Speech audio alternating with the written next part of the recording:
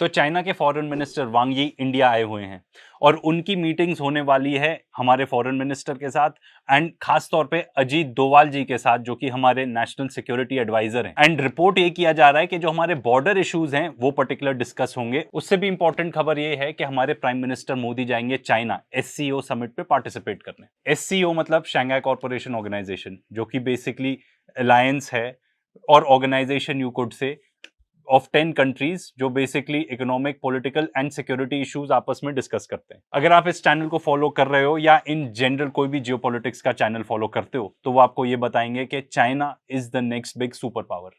China से relation क्यों important है?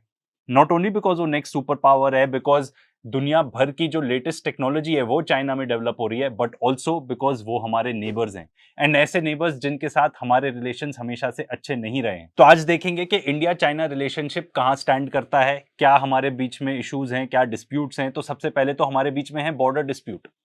इंडिया का अगर आप नोटिस करोगे, हमारे जिन भी देशों के साथ बॉर्डर है, खासतौर पे चाइना, पाकिस्तान, हमारा बॉर्डर डिस्प्यूट है। सबसे पहले तो चाइना कंट्रोल करता है अक्साई चिन, जो बेसिकली इंडिया भी क्लेम करता है and it is also a part of PoK, Pakistan occupied Kashmir. ये चाइना के लिए स्ट्रेटेजिकली बहुत इंपॉर्टेंट है बिकॉज वो तिब्बत और शिनजियांग को लिंक करता है आपस में। एंड जो 1962 की वॉर हुई थी इंडिया चाइना के बीच में, वो प्राइमरीली इसी चीज के ऊपर थी। इसके अलावा हमारा डिस्प्यूट है ईस्टर्न बॉर्डर पे, basically Arunachal Pradesh. China claim करता है around 90,000 square kilometre of territory, जो अरुणाचल प्रदेश के अंदर ही है एंड वो इसको कहता है कि ये तो है सदर्न तिब्बत। इंडिया तो ऑफ कोर्स मानता है कि अरुणाचल प्रदेश हमारी पूरी स्टेट ही है। तो ये एक बहुत बड़ा डिस्प्यूट है। इतना ही नहीं, जो हमारी डिस्प्यूटेड बॉर्डर है उसके अलोंग चाइना ने काफी विलेजेस, काफी सेटलमेंट्स बना लिए हैं। इन्हीं बॉर्डर डिस्प्यूट्स को लेके काफी फ्लैश पॉइंट्स भी रहे इंडिया चाइना के बीच में, जैसे कि डोकलाम स्टैंड ऑफ जो कि 2017 में था, जो गलवान क्लैशेस हुए थे 2020 में। एंड चाइना ने काफी मिलिट्री बिल्डअप कर रखा है along the actual line of control, काफी इंफ्रास्ट्रक्चर उन्होंने वहां पे बनाया हुआ है। चाइना ने लाइक एनी ग्रेट पावर अपने सारे बॉर्डर डिस्प्यूट सेटल कर लिए हैं। उसकी बॉर्डर होती है with 14 countries.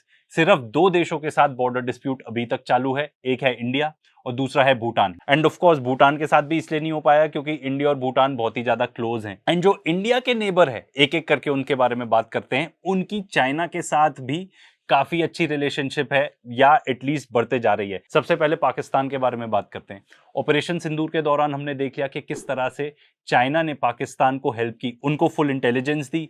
In fact 80% of Pakistani military equipment तो चाइना से ही आता है। चाइना का बेल्ट एंड रोड इनिशिएटिव है पाकिस्तान में, जो ग्वादार पोर्ट है वो भी उसको बिल्ड कर रहे हैं। बांग्लादेश के इंडिया के साथ बहुत ही अच्छे रिलेशनशिप होते थे जब तक शेख हसीना वहां पर थी, बिकॉज उनके और हमारी गवर्नमेंट के काफी क्लोज रिलेशनशिप थे।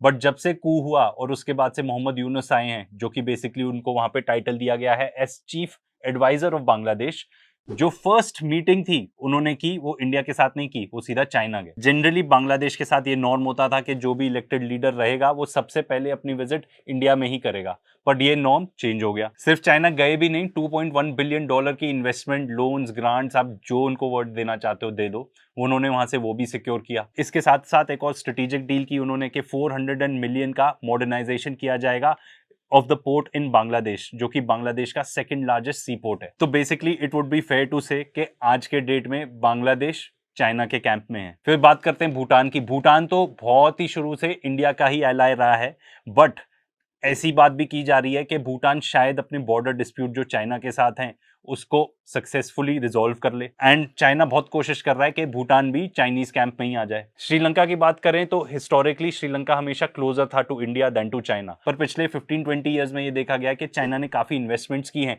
इनसाइड श्रीलंका। इनफैक्ट वहां के जो मेजर इंफ्रास्ट्रक्चर प्रोजेक्ट्स हैं वो चाइना ने ही फंड किए हैं। यहीं पे चाइना का क्रिटिसिज्म भी आता है क्योंकि श्रीलंका को उन्होंने इतने ज्यादा लोन दे दिए, इतनी फाइनेंशियल असिस्टेंस दे दी, श्रीलंका रीपे ही नहीं कर पाया उस लोन को। श्रीलंका भी चाइना के बेल्ट एंड रोड इनिशिएटिव का पार्ट है। मालदीव्स की बात करें तो ये तो बहुत टाइम से न्यूज में रहा है। इनफैक्ट जो रीसेंट एंगेजमेंट है एंड जो उनके मोस्ट रीसेंट प्रेसिडेंट है, उनका तो काफी चाइना सेंट्रिक व्यू रहा है। मालदीव्स भी चाइना के बेल्ट एंड रोड इनिशिएटिव का पार्ट है एंड चाइना ने वहां पे काफी मेजर इंफ्रास्ट्रक्चर प्रोजेक्ट्स फंड किए हैं, जैसे कि ये पर्टिकुलर एक ब्रिज की है, वहां पे हाउसिंग डेवलपमेंट की है, पर्टिकुलर एयरपोर्ट किया है, अर्बन इंफ्रा तक किया है। अब नेपाल की बात करें तो नेपाल और इंडिया के तो कितने क्लोज कल्चरल टाइज रहे हैं कितने सालों से, बट नेपाल भी पार्ट है चाइना के बेल्ट एंड रोड इनिशिएटिव का। अगेन चाइना ने वहां जाके फंड किए हैं roads, hydro power projects. In fact talks चल रही हैं कि जो रेल लिंक है बिटवीन तिब्बत एंड नेपाल उसको एक्सटेंड कर लें। अब इसमें मेरा एक पर्टिकुलर ओपिनियन है, चाइना के पास जितनी डीप पॉकेट्स है हमारे पास है नहीं,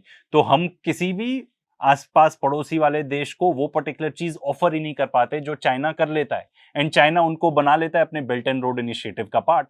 अब भाई काफी लोग कहेंगे कि चाइना की टैक्टिक है, वो लोन शार्क है। ठीक है, यू कुड से दैट, पर जो भी देश लोन ले रहा है वो देख के ले रहा है ना लोन। अब आप भी जाके लोन लेते हो, नहीं चुका पाओगे तो बैंक तो आएगा ही ना वसूलने।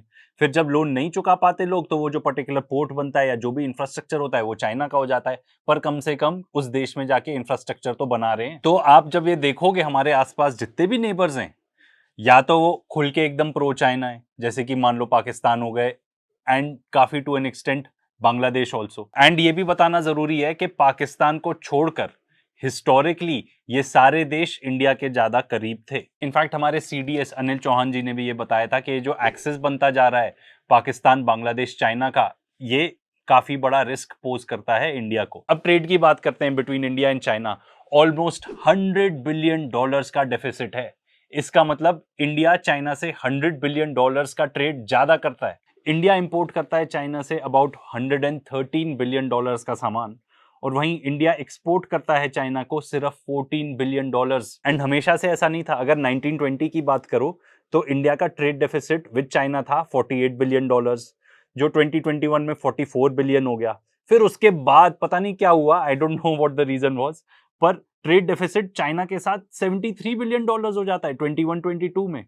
फिर 22-23 में 83 बिलियन हो जाता है, 23-24 में 85 बिलियन हो जाता है, और आज के डेट में $100 बिलियन है। इंडिया चाइना को क्या एक्सपोर्ट करता है पहले वो देख लेते हैं। आयरन ओर, कॉटन, केमिकल्स और कुछ एग्रीकल्चरल गुड्स।